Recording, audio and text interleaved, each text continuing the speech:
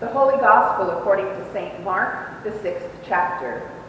The apostles gathered around Jesus and told him all that they had done and taught. He said to them, "Come away to a deserted place all by yourselves and rest a while." For many were coming and going, and they had no leisure even to eat. And they went away in the boat to a deserted place by themselves. Now many saw them going and recognized them, and they hurried there on foot from all the towns and arrived ahead of them. As he went ashore, he saw a great crowd, and he had compassion for them because they were like sheep without a shepherd. And he began to teach them many things. When they had crossed over, they came to the land at Gennesaret and moored the boat.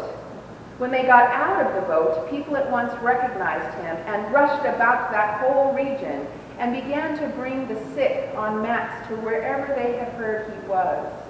And wherever he went, into villages or cities or farms, they laid the sick in the marketplaces and begged him that they might touch even the fringe of his cloak. And all who touched it were healed. This is the gospel of our Lord. In this morning's gospel verses, we are getting the continuation of the story that started weeks ago when Jesus was not accepted in his hometown. That was when he sent his disciples out to heal and spread the good news. Now the apostles have returned from their mission to report all that has happened. And Jesus, being the excellent listener and caregiver that he is, sees how tired they've become. He recognizes that the disciples need their rest. They need some peace and quiet to refuel for their next mission. So he invites them to come with him to a deserted place and rest a while. But before they can even get to that deserted place, the crowds have started running ahead to where they see the boat going. Jesus' attempt at helping the disciples get some much-needed rest was not going to be successful. This huge number of people were in such need of healing, both in their bodies and in their souls, that they only knew they needed Jesus and would do what they could to get to him.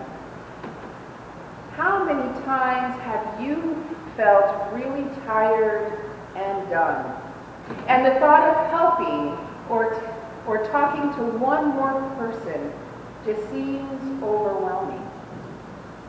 I can imagine that this might be how Jesus and the disciples were feeling. Yet Jesus was still moved deeply by what he saw and had compassion.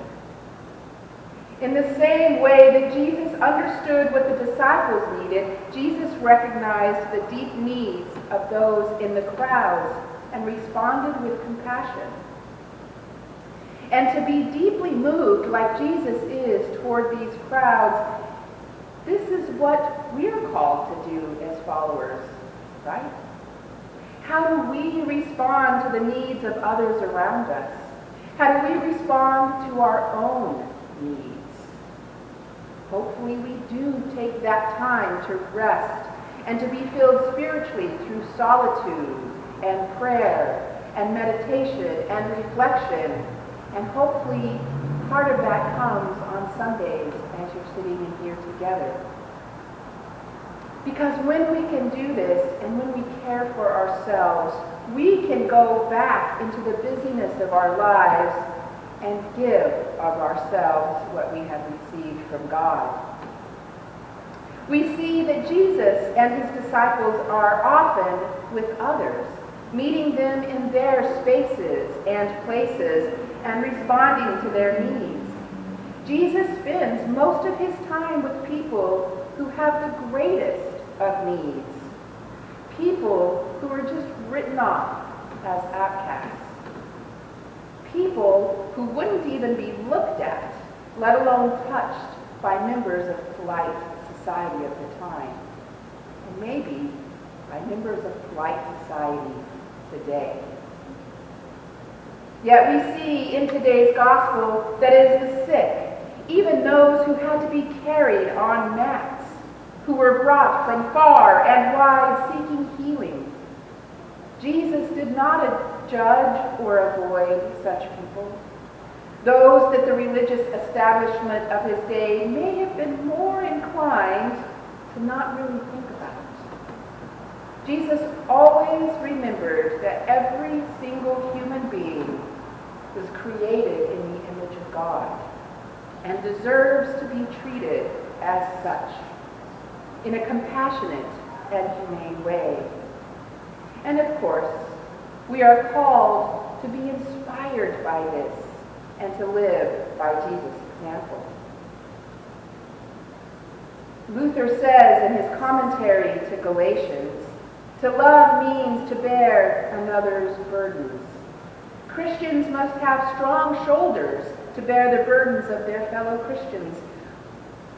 We must have strong shoulders to bear another burden. We need to have compassion like Christ. And as Luther says, we ought to be like little Christs in the world. In our practice of compassion, we too need to recognize the sacredness of our neighbors. This includes not only the, quote, normal folks of society, but also the outcasts. However we might define the term outcast. It is clear that all are in need of compassion. And I think that those who feel like they don't belong probably have the greatest need of compassion because it may be due to lack of compassion that they are outcasts in the first place.